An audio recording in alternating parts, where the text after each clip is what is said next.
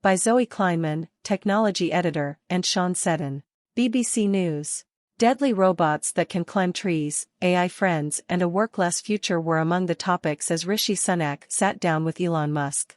The Prime Minister held a highly unusual in-conversation event with the billionaire X and Tesla owner at the end of this week's summit on artificial intelligence. Throughout the wide-ranging and chummy discussion, Mr Musk held court as the Prime Minister asked most of the questions. The pair talked about how London was a leading hub for the AI industry and how the technology could transform learning. But the chat took some darker turns too, with Mr Sunak recognizing the anxiety people have about jobs being replaced, and the pair agreeing on the need for a referee to keep an eye on the supercomputers of the future.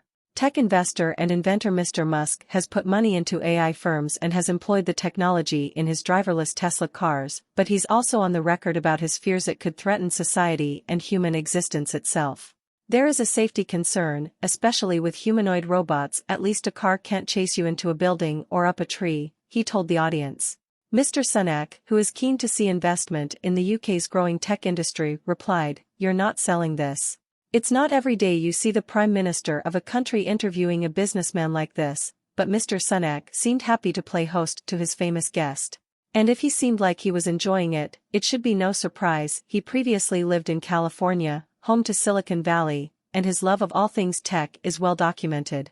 In a hall that size, Mr Musk was difficult to hear and mumbled through his elaborate musings about the future, but refrained from any off-the-cuff remarks that might have caused Downing Street embarrassment.